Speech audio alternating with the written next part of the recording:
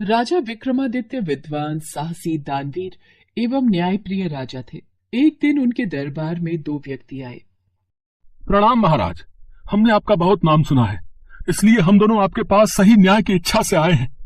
आप कारण बताइए, आप दोनों के बीच उचित न्याय ही किया जाएगा। महाराज, हम दोनों में कुछ दिनों से ये विवाद चल रहा है कि कर्म बड़ा है या किस्मत। मैं कहता हूं कि कर्म बड़ा है और ये कहता है कि किस्मत। अब आप ही इसका उत्तर बताइए और न्याय कीजिए।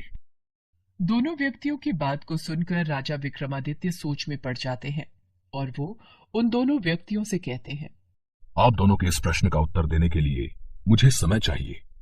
आपके इस प्रश्न का उत्तर मैं 6 माह के पश्चात दूंगा। आप मेरे पास 6 माह के पश्चात आना। ठीक है महाराज, हम आपसे ठीक 6 माह के पश्चात ही मिलेंगे। उन दोनों व्यक्तियों के जाने के पश्चात राजा विक्रमादित्य उलझन में पड़ जाते हैं और प्रश्न का उत्तर जानने के लिए उन्होंने मन में कुछ विचार किया और 6 माह के लिए राज्य का कार्यभार सेनापति को सौंपकर राजा विक्रमादित्य वेश बदलकर एक दूसरे नगर में पहुंचे। वहां राजा विक्रमादित्य को एक व्यापारी मिला। लगता है नगर में नए आए हो, पहले कभी देखा नहीं तुम्हें। मेरा नाम विक्रम है, मैं आज ही यहाँ आया हूँ। इस समय नौकरी की तलाश में जा रहा हूँ। अगर आपके पास कोई काम मिल जाए तो बड़ी मेहरबानी होगी। हाँ, एक सेवक की तो मुझे जरूरत है। तुम दिखने में भी अच्छे परिवार के ही लग रहे हो। अच्छा बताओ, अगर मैं तुम्हें नौकरी पर रख लूं तो कितना वेतन लोगे? प्रतिदिन की 1000 मुद्राएं। प्रतिदिन की 1000 मुद्राएं? आखिर तुम में ऐसा क्या गुण है जो तुम इतना अधिक वेतन मांग रहे हो? आप एक बार मुझे रखकर तो देखिए, आपको शिकायत का मौका नहीं दूंगा। मैं वो काम भी कर सकता हूं जो कोई दूसरा नहीं कर सकता। तुम्हारी बातों में आत्मविश्वास दिखाई पड़ता है। ऐसी बात है तो तुम्हारी नौकरी आज से ही पक्की हुई। व्यापारी राजा विक्रमादित्य को काम पर रख लेता है। दिन भर काम करने के पश्चात राजा विक्रमादित्य को 1000 मुद्राएं मिली। उनमें से आधी उन्होंने ब्राह्मणों को दे दी। बची मुद्राओं में से आधी गरीबों और भिखारियों में बांट दी। शेष में से कुछ साधु सन्यासियों को दे दी तथा कुछ अपने खाने पीने के लिए रख ली। राजा विक्रमादित्य अपनी थाली लेकर जब भोजन ग्रहण करने बैठे, तभी अचानक एक साधु महात्मा उनके पास आए। बेटा, बहुत भूखा हूँ, कुछ खाने को दे दो तो तुम्हारी अति कृपा होगी। हाँ महाराज, जरूर मिलेगा। ये लीजिए, आप ये भोजन ग्रहण कीजिए। खुश रहो बेटा, भगवान तुम्हारा भला करे। राजा विक्रमादित्य ने अपनी थाली साधु बाबा के आगे रख दी। साधु बाबा भोजन करके आशीर्वाद देकर चले गए, पर राजा को उस दिन भूखा ही रहना पड़ा। आज मेहनत की, पैसा भी कमाया, पर भोजन भाग्य में नहीं था, इसलिए नहीं मिला। हाँ, दूसरों की सहायता करने का पुण्य भाव सो मिल गया। अगर परिश्रम ही न करता तो न भोजन मिलता और न ही पुण्य। राजा विक्रमादित्य अभी ये सब सोच ही रहे थे कि तभी वो व्यापारी उनके पास आता है और उनसे कहता है, विक्रम, तुम अपना भी जरूरी सामान बांध लो, हमें समुद्र पार दूसरे देश की यात्रा पर जाना है और मैं चाहता हूँ कि तुम भी मेरे साथ ही चलो। ठीक है सेठ जी, जैसी आपकी आज्ञा। व्यापारी सेवक बने राजा व कुछ अन्य सेवकों के साथ विदेश यात्रा के लिए निकल गए। एक दिन अचानक समुद्र में जहाज डगमगाने लगा। सभी लोग घबरा गए। व्यापारी ने जहाज के चालक से लंगर डालकर जहाज को वहीं रोकने के लिए कहा। मुझे लगता है जहाज को यहीं रोक देना चाहिए, तूफान रुकने पर आगे चलेंगे। थोड़ी देर बाद तूफान थम गया। तूफान रुक गया है, अब हमें आगे बढ़ना चाहिए।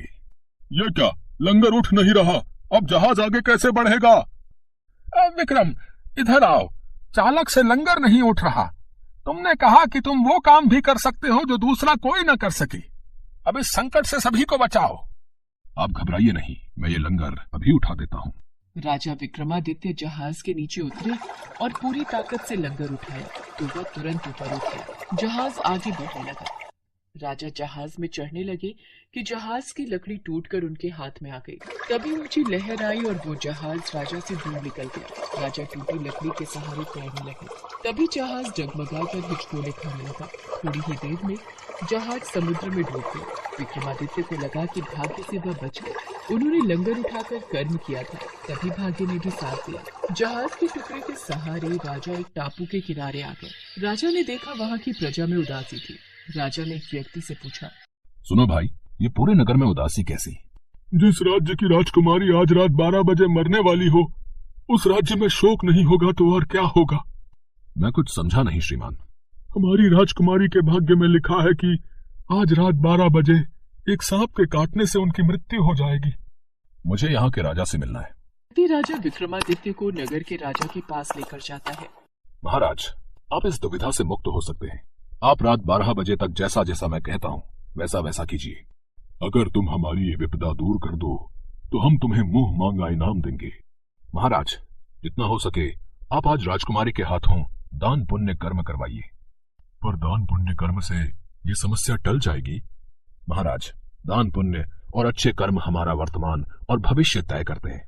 हमें भविष्य की चिंता में वर्तमान के कर्म नहीं छोड़ने चाहिए। हमारा वर्तमान ही हमारा भविष्य तय करता है।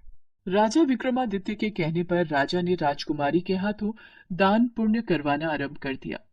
राजकुमारी सैनिकों के साथ नगर में हर व्यक्ति को दान में अनाज, कपड़े, धन, सभी सहायक वस्तुएं आदि बांट रही थी कि तभी राजकुमारी की नजर एक नेवले और सांप पर पड़ती। हे भगवान, लगता है आज ये नेवला इस सांप को मार ही डालेगा। सिपाही, इस सांप की जान बचाओ, नेवला इसे घायल कर देगा। सिपाहियों ने भाले दिखाकर उस नेवले को डरा दिया, जिससे वो सांप को छोड़कर भाग गया। वो हल्का जख्मी हो गया था। राजकुमारी उसके पास आई। सांप की चोट लगी है पर घाव ज्यादा गहरा नहीं है, कुछ दिन में ठीक हो जाएगा। सिपाही, इस सांप के लिए किसी कटोरे में थोड़ा दूध लेकर आओ। सांप भूखा था, उसने जल्दी जल्दी सारा दूध पी लिया। कुछ देर बाद सांप की माँ वहाँ आ जाती है। आज तुमने मेरे पुत्र की जान बचाई है, जीती रहो बेटी, ईश्वर तुम्हें लंबी आयु दे। जैसे ही नागिन राजकुमारी को लंबी आयु का वरदान देती है, उसी समय राजा विक्रमादित्य महाराज के साथ वहाँ पहुँच जाते हैं। राजा विक्रमादित्य का प्रणाम स्वीकार कीजिए। आपने अनजाने में ही इस बच्ची को दीर्घायु का वरदान दे दिया, जो कि आज रात 12 बजे एक सांप के काटने से मरने वाली थी।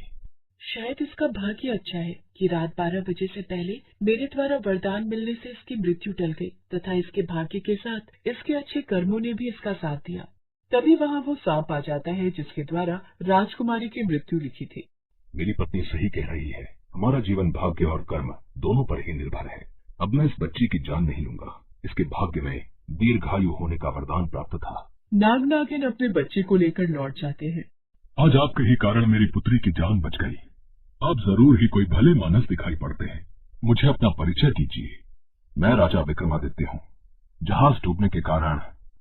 और फिर राजा विक्रमादित्य राजा को अपनी सारी कहानी बताता है। आप चिंता मत करो, हमारे पास एक जादू की घोड़ी है। वो उड़कर दुनिया के किसी भी कोने में जा सकती है। आप उस पर बैठकर समय से अपने देश लौट जाएंगे। और फिर राजा विक्रमादित्य जादुई घोड़ी पर सवार होकर अपने नगर में पहुंचते हैं। अगले दिन राजा विक्रमादित्य ने दोनों व्यक्तियों को महल में बुलाया। आपके प्रश्नों का उत्तर मुझे मिल गया है। भाग्य और कर्म दोनों ही साथ साथ चलते हैं। ये एक ही गाड़ी के दो पहिए हैं।